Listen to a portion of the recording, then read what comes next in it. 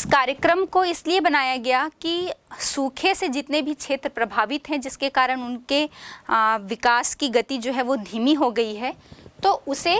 निरंतर आगे की ओर बढ़ाना। और इसमें क्या क्या बातें होनी चाहिए जिससे वो क्षेत्र विकास करेगा।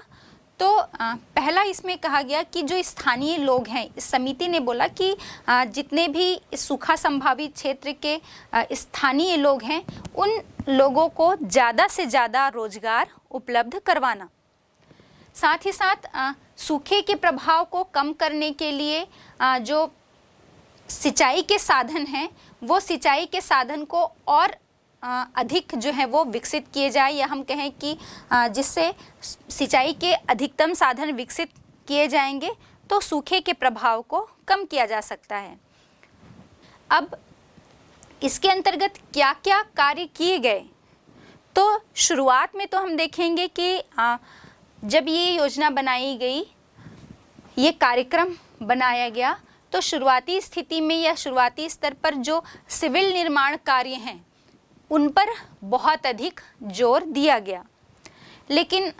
बाद में ये महसूस किया गया कि इससे बात नहीं बनेगी, और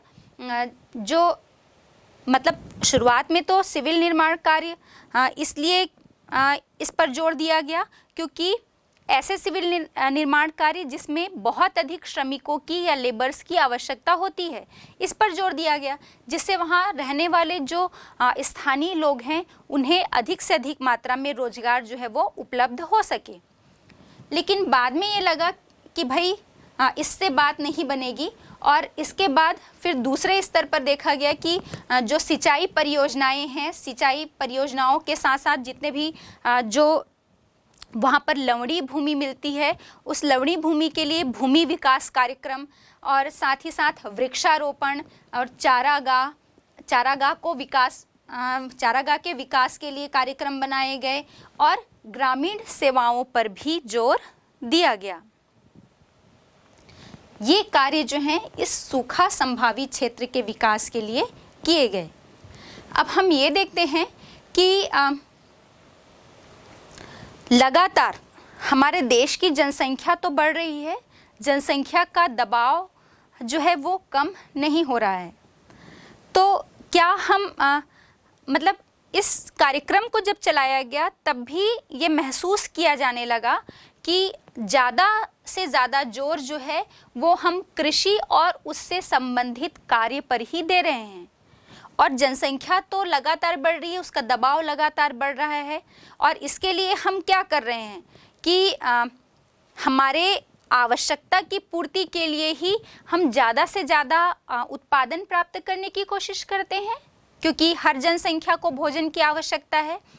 और इसके लिए हम बहुत अधिक उर्वरकों का प्रयोग या कीटनाशकों का प्रयोग कर रहे हैं, ज़्यादा से ज़्यादा सिंचाई जो है वहाँ पर कर रहे हैं और उत्पादन प्राप्त करने की कोशिश कर रहे हैं। और जितनी भी भूमि है हमारे पास पहले ही लवणी है, उसे और ज़्यादा लवणी बनाते जा रहे हैं, और भूमि की पूरी जो उपजाऊपन है उसे हम नष्ट करते जा रहे हैं।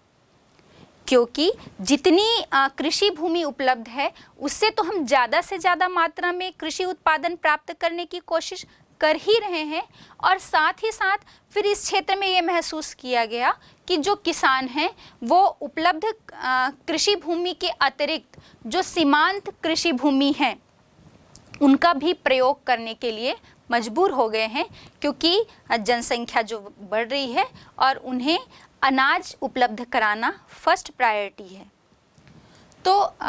इस कार्यक्रम के तहत ये महसूस किया गया कि बढ़ते जनसंख्या के दबाव के कारण और कृषि भूमि के लगातार जो है अधिक से अधिक उपयोग करने के कारण भू निम्नीकरण की जो समस्या है वो प्रमुख रूप से उत्पन्न हो रही है।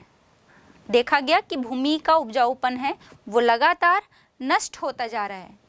तो फिर इसके लिए ये महसूस किया गया कि जो ये क्षेत्र हैं यहाँ पर कृषि और उससे संबंधित कार्य के अतिरिक्त वैकल्पिक रोजगार के अवसर जो हैं वो ढूंढे जाएं, या ये महसूस किया गया कि जो स्थानीय लोग हैं उन्हें और अधिक रोजगार उपलब्ध कराने के लिए कृषि से अतिरिक्त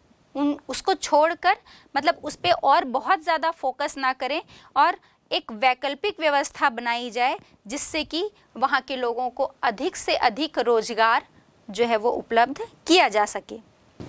इसमें एक छोटा सा प्रश्न ये बनता है और अक्सर ये पूछ लिया जाता है कि जो पंजाब है और हरियाणा और साथ ही साथ जो उत्तरी राजस्थान है,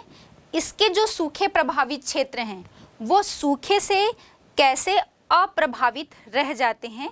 तो इसमें आपका उत्तर होना चाहिए कि ये पंजाब, हरियाणा और जो उत्तरी राजस्थान है, यहाँ पर सिंचाई की जो सुविधा है वो अच्छी सिंचाई की सुविधा उपलब्ध है, जिसके कारण ये सूखे से बच जाते हैं। तो हमने बात की कि जो देश में जितने भी सूखे संभावित क्षेत्र हैं उनके विकास के क्या क्या कार्यक्रम बनाए गए, कौन कौन से क्षेत्र इस कार्यक्रम के अंतर्गत चिन्हांकित किए गए, इनका उद्देश्य क्या था और साथ ही साथ इनके लिए किस प्रकार की व्यवस्था जो है वो बनाई जाए जिससे कि हम ये जितने भी सूखे संभावित क्षेत्र हैं उसका अधिक से अधिक विकास जो है वो कर सकें। बच्चों, हमने शुरुआत में ही बात की थी कि जो हम नियोजन की बात कर रहे थे या प्लानिंग है ना, तो देश की संदर्भ में जब हम इसे देख रहे हैं कि देश की अर्थव्यवस्था के विकास के लिए जो योजना या प्लानिंग जो बनाई गई तो उसका उद्देश्य क्या था, हम कैसे अर्थव्यवस्था का विकास करेंगे, हम ज़्यादा से ज़्यादा कृषि क्षेत्र में उत्पादन को बढ़ावा देंगे, ज़्यादा से ज़्यादा लोगों को रोजगार मिले और लोगों की आय जो है वो अधिकतम आय लगातार बढ़ती जाए। ये सभी जो हैं इन सभी माध्यमों से हम अपने देश की अर्थव्यवस्था का विकास कर सकते हैं या उसे बढ़ावा दे सकते हैं। और ये तभी संभव है जब हम अपने संसाधनों का, उपलब्ध जितने भी संसाधन हैं उनका ज़्यादा से ज़्यादा समुचित उपयोग कर पाएँ, वैज्ञानिक और तकनीकी दोनों ही विधियों को अपनाकर। तो ये हमने देखा भी था कि भाई अलग अलग पंचवर्षीय योजनाओं के माध्यम से ये जो कार्यक्रम है वो तय किए गए थे। अब इसी जो प्रादेशिक नियोजन की हम बात कर रहे थे उसमें हमने जो 3 देखे कि पर्वतीय क्षेत्र विकास कार्यक्रम, सूखा संभावित क्षेत्र विकास कार्यक्रम है ना, इन सभी में आपका एक जो अंतिम विकास कार्यक्रम इसके अंतर्गत चलाया गया वो है जनजातीय क्षेत्र विकास कार्यक्रम, संभावित जनजातीय क्षेत्र विकास कार्यक्रम। इसे हम ITDP के नाम से भी जानते हैं, इंटीग्रेटेड ट्राइब डेवलपमेंट प्रोग्राम, समन्वित जनजातीय क्षेत्र विकास कार्यक्रम। तो आइए हम इसमें एक जो बोलते हैं केस स्टडी है ना, या स्पेशली हम किसी एक क्षेत्र का जो अध्ययन कर रहे हैं तो उसके अंतर्गत, या मैं ये कहूँ कि ये जनजातीय क्षेत्र विकास कार्यक्रम के अंतर्गत जो आपके सिलेबस में है भरमौर क्षेत्र का विकास कार्यक्रम या भरमौर क्षेत्र का एक केस अध्ययन, केस स्टडी, इसकी हम आज चर्चा करते हैं। ये जनजातीय क्षेत्र विकास कार्यक्रम के अंतर्गत हम देखते हैं कि जो हिमाचल प्रदेश है, हिमाचल प्रदेश के जो और अन्य जिले जिन्हें इस जनजातीय क्षेत्र विकास कार्यक्रम के अंतर्गत रखा गया उसमें एक प्रमुख है आपका भरमौर क्षेत्र।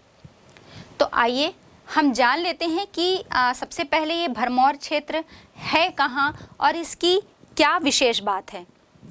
भरमौर क्षेत्र जो है वो हिमाचल प्रदेश के चंबा जिले की जो 2 तहसीलें हैं, भरमौर और होली, यहाँ पर स्थित है। और इस क्षेत्र को 21 नवंबर 1975 को ST क्षेत्र या हम कहें शेड्यूल ट्राइब क्षेत्र के अंतर्गत अधिकृत किया गया या गजेटियर में ये बताया गया कि ये जो भरमौर क्षेत्र है ये शेड्यूल ट्राइब क्षेत्र जो है वो की घोषणा की गई, शेड्यूल ट्राइब्स क्षेत्र के अंतर्गत इसकी घोषणा की गई। अब इसकी प्रमुख बातें क्या हैं, इस क्षेत्र की क्या विशेषता है? तो इस क्षेत्र की प्रमुख विशेषता ये है कि इस भरमौर क्षेत्र में प्रमुख रूप से गद्दी जनजाति के लोग निवास करते हैं। इस क्षेत्र की जो जनसंख्या है 2011 जनगणना के अनुसार वो 39,113 है, 39,113। और यहाँ पर जनसंख्या घनत्व जो है वो 21 व्यक्ति प्रति वर्ग किलोमीटर मिलती है। और ये जो गद्दी जनजाति के लोग हैं ये प्रमुख रूप से गद्याली भाषा जो है वो प्रयोग करते हैं। और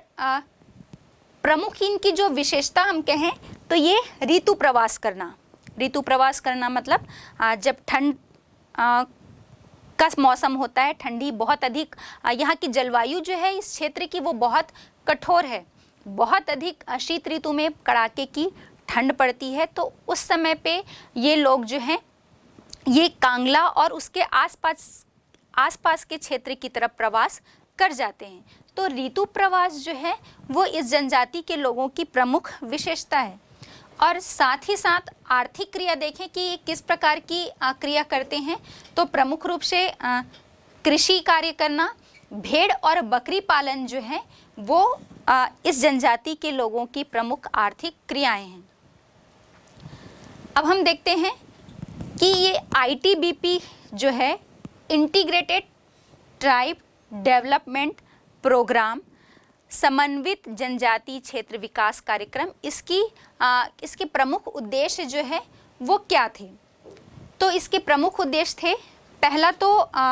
इस क्षेत्र में, इस भरमौर क्षेत्र में या किसी भी जो जनजातीय क्षेत्र की हम बात कर रहे हैं जहां ये विकास कार्यक्रम चलाए जा रहे हैं, तो प्रमुख उद्देश्य था कि यहाँ पर इस क्षेत्र की जब हम बात करते हैं तो यहाँ गद्दियों के जीवन स्तर में सुधार लाना। उसके बाद भरमौर और साथ ही साथ हिमाचल प्रदेश के जो अन्य क्षेत्र हैं, अन्य भाग जो हैं, उनके बीच विकास के अंतर को कम करना। मतलब भरमौर क्षेत्र जहाँ पर ये गद्दी जनजाति प्रमुख रूप से निवास करती है और हिमाचल के अन्य जो विकसित जिले हैं, इन दोनों में विकास में बहुत अंतर देखने को मिलता है। अन्य क्षेत्र जो है वो बहुत विकसित हैं और ये भरमौर क्षेत्र जो है ये विकास के दृष्टिकोण से अपेक्षाकृत पिछड़ा हुआ है। पहला उद्देश्य था इन जनजाति के लोगों के जीवन स्तर में सुधार करना, और दूसरा हिमाचल प्रदेश के अन्य जिलों और इस भरमौर क्षेत्र के बीच जो विकास की गति है, हम ये कहें विकास की गति का जो अंतर है, डिफरेंस है, उसे कम करना। ये प्रमुख रूप से दो उद्देश्य थे इसके। अब हम देखते हैं कि इस उद्देश्य को पूरा करने के लिए या इस उद्देश्य को प्राप्त करने के लिए प्रमुख रूप से कौन कौन से कार्य जो हैं वो किए गए। तो इसके अंतर्गत जो परिवहन है, परिवहन के साथ साथ कृषि और इससे जुड़े जो कार्य हैं, उन सभी का सामाजिक और सामुदायिक सेवाओं के विकास को सर्वाधिक महत्व दिया गया। मतलब जो सामुदायिक और सामाजिक विकास के साथ साथ यहाँ पर कृषि का भी अधिक से अधिक विकास किया जाए, परिवहन के साधनों को, उन्नत परिवहन के साधनों को, संचार के माध्यम से इसे अन्य क्षेत्रों से इसका जुड़ाव हो, ये सुनिश्चित किया गया। तो ये सभी कार्य जो हैं विकास के, ये इस क्षेत्र में किए गए यहाँ इस उद्देश्य को प्राप्त करने के लिए।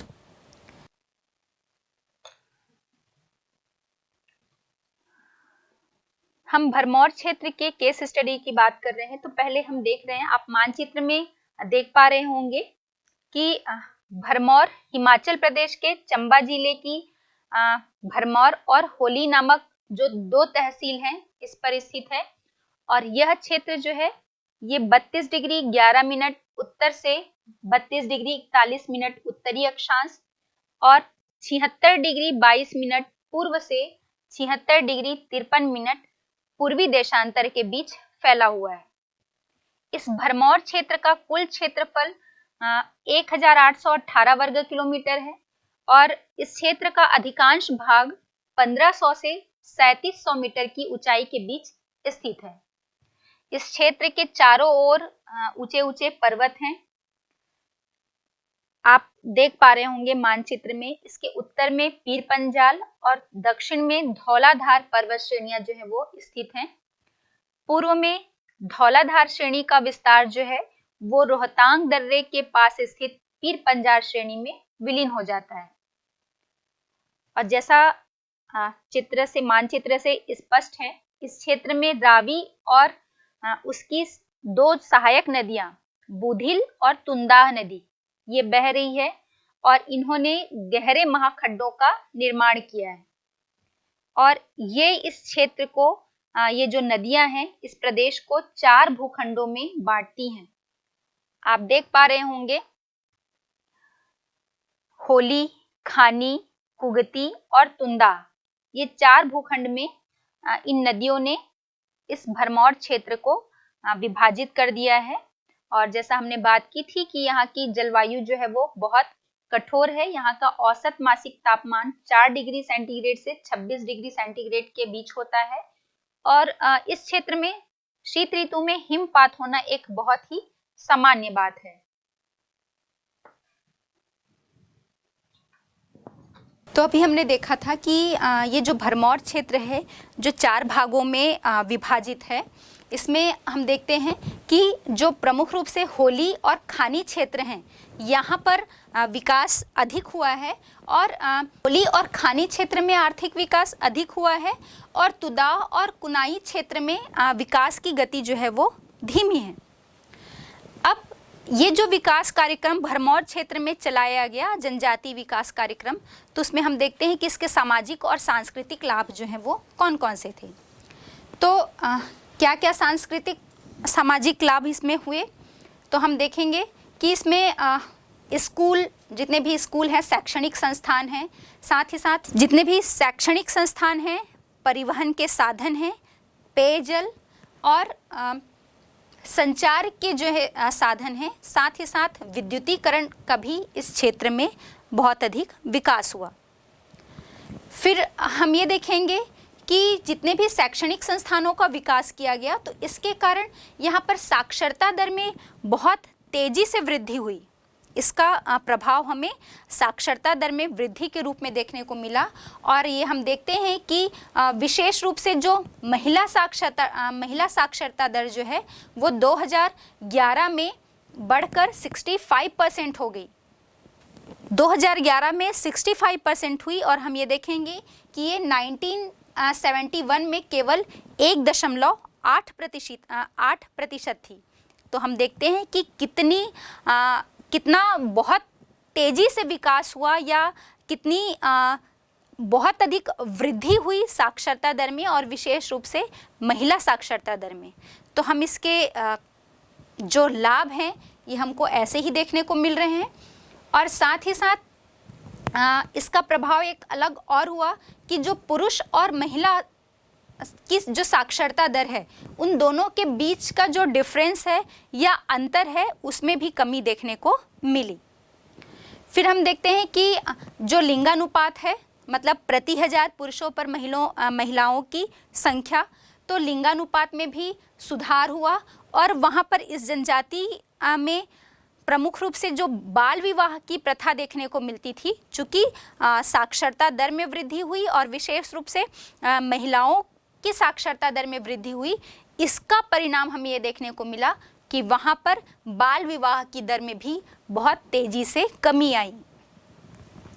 फिर हम देखते हैं कि वहाँ जो पशुचारण है, पशुचारण के महत्व जो है वो घट गया और इसके कारण जो ऋतु प्रवास वहाँ पर किया जाता था उस ऋतु प्रवास में भी कमी आई। साथ ही साथ जो परंपरागत खाद्यान्न फसलें हैं, वहाँ पर जो लोग परंपरागत खाद्यान्न फसलों का ही अधिकतम उत्पादन करते थे अपने पेट भरने के उद्देश्य से, अब वो खेती या उन खाद्यान्न फसलों का, परंपरागत खाद्यान्न फसलों का उत्पादन तो किया जाता ही है, लेकिन इसके साथ ही साथ अब पशुचारण और पशुचारण के साथ साथ दालें और जो अन्य नकदी फसलें होती हैं उनकी कृषि में भी यहाँ पर उस दर में भी हमें वृद्धि देखने को मिली। तो ये प्रमुख सामाजिक और सांस्कृतिक लाभ हमें इस जनजाति विकास कार्यक्रम के चलाने से यहाँ पर स्पष्ट रूप से दृष्टिगत होते हैं या दिखते हैं, जिसके कारण इस भरमौर क्षेत्र का जो विकास है वो निरंतर आगे की तरफ बढ़ रहा है।